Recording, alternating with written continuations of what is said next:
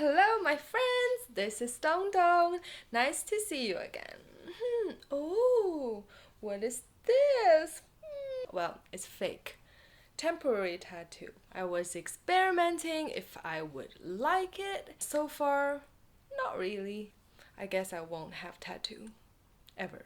Anyway, today will be me sitting here and talking to you guys about a movie I just watched, Nomadland. It's a big winner in this year's Oscar. I love watching films, and after watching it, I felt, there was so much I want to talk about. And why don't I just sit down and talk about it? Before we start, I want to say, if you have watched this film, that's great. If you haven't, it's totally okay. I might talk about 2 or 3 scenes, but it won't be too much of a spoiler, and it won't be a film review. It's just me talking about my feelings and thoughts around this movie. So stay here.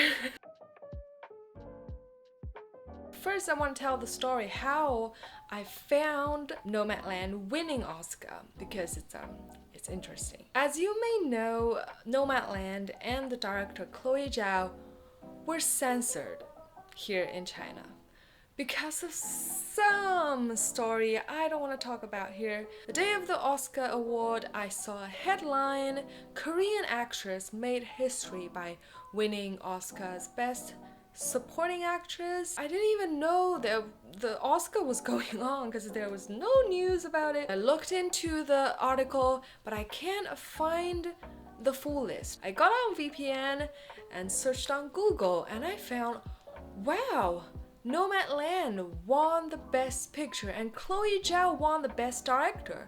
That was big news. Chloe Zhao was originally from China. I tried really hard to search online on WeChat, on the Chinese website, and I found an article talking about it, but interestingly, it was playing the word game. The movie name was Nomadland, but it was translated into something like yes, calm sea. It was trying to avoid the actual name of the movie and the actual name of the director. Half a day later, when I tried to find that article again, it was deleted by violating the community guidelines or something. To be honest, my feeling was really disappointed. I thought about the movie who won Best Picture last year, the Korean movie Parasite. All the great Korean movies I've seen really cut deep into Korean social issues, and I sighed. That will never happen here. Okay, never mind. That's enough. Talk about the movie now. When I was younger, when I was a teenager, I wanted to be a backpacker. My dream was to go on the road and travel around the world. But as I grew older, I became more and more attached to human relations and comfortable living. I've never lived alone. I can't handle loneliness. And I can't imagine living without a comfy bed or hot showers every day. I am not strong or brave enough to embrace a nomad life, as I thought at 17. I truly admire the nomads. In this movie, a lot of them have experienced loss and grief. A lot of them were forced into unemployment and living in a van. Many of them chose this lifestyle as a healing journey. They have the courage to carry on life on the road with minimal stuff, which I don't think I have. I truly respect them. There was a scene in this movie where Fern, the main character, talked to a bunch of real estate agents. It's strange that you encourage people to invest their whole life savings, go into debt, just to buy a house they can't afford. I don't know the situation in the US, but in China, housing becomes a huge burden on young people's shoulders. After you were born, you have a default life to live. After a few years of working, you are supposed to buy an apartment. Houses are not common in China, more likely an apartment. Many families are not able to pay all by cash. You have to apply for a 20 or 30 years loan. In order to pay the debt, you have to have a stable job, and in many big cities, it means work 996, 9 a.m. to 9 p.m. 6 days a week. That happens to a lot of my friends. They often complain to me how they're suffering from their jobs. But when I suggest, maybe you can start something new or work in the field you truly like, then I always get the same answer. I can't quit my job. I have to pay off loans every month. For me and Joe, now we're paying our monthly rent of our Hong Kong savings, and many friends would say, you're just paying your housing for nothing. At least I'm paying for property that I own. But for us, we like the way of paying rent instead of paying loans because we don't want to get into debt. We found this lifestyle more flexible and less stressful. We love a free, minimal lifestyle. We agree on renting small apartments or small houses before we decide to settle down in one place. I'm really glad to see van life and off-grid living getting more popular. We're hearing more and more voice advocating the power of letting go of things. We can live with less stuff and letting go of social norm. There's more than one way to live. My favorite scene of the movie was Swanky, a 75-year-old nomad in the film and also in real life. Her story in this film was she had cancer and only had a few months to live. She had a monologue that really touched my heart. She said she had lived a pretty good life, and then she talked about the precious moments in her life, what made her life complete.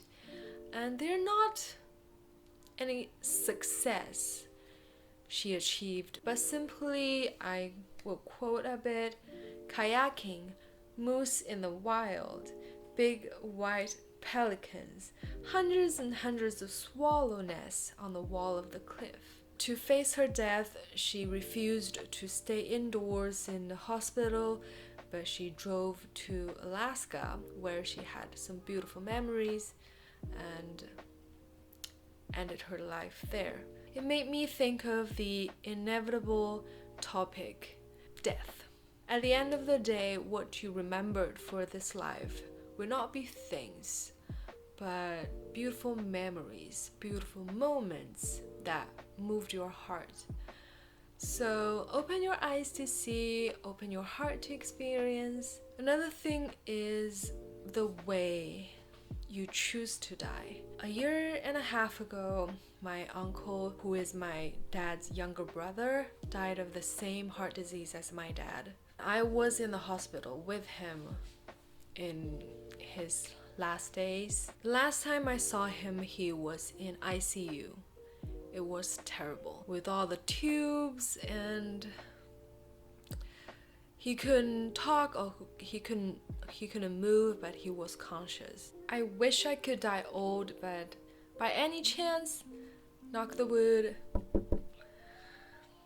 I don't want to end up in an ICU. I would rather be like Swanky in this film, to die in nature, where we're supposed to be. Recently, I'm reading Yuval Noah Harari's Homo Deus, A Brief History of Tomorrow, and it talked about the potential issues with the rising of artificial intelligence and automation. In this film, the main character Fern's entire town, Empire, Nevada, disappeared in 2011 because the local factory shut down. And there were some scenes in the film of seasonal workers working in Amazon warehouse to help packing the boxes. And I imagine in the near future, that scene won't happen anymore. Think about 30 years ago, there's no smartphones in the world. Fast forward 30 years from now, what the world would be like. It might be beyond imagination. Things like quantum computing, biotechnology to stop aging, these are not unrealistic. Inevitably, we will see a lot of jobs gone. Employees replaced by robots, the gap between the rich and poor, the elite and common people become wider. Maybe more and more people will choose a nomad lifestyle or forced into it. Are we ready for that to come? I think it's an issue we have to work on from now, but a lot of people don't realize it. Okay, this video is getting deep. I don't know how to solve this problem. I guess many people don't. But I believe the universe will guide us where we should go, like in the thousands of years of human history. Okay, I think I have been rambling enough. I hope you don't find this video too boring. It's just me talking about my feelings and thoughts. I highly recommend this film. It's powerful. It's quiet but powerful. And I'm really happy for Chloe Zhao for winning this Oscar. It kind of opened a door for Asian women to have more opportunities and have more voices in the film industry. So yeah, I think that will be today's video. Hope you will have a wonderful maybe movie night and I'll see you in my next video. Bye guys.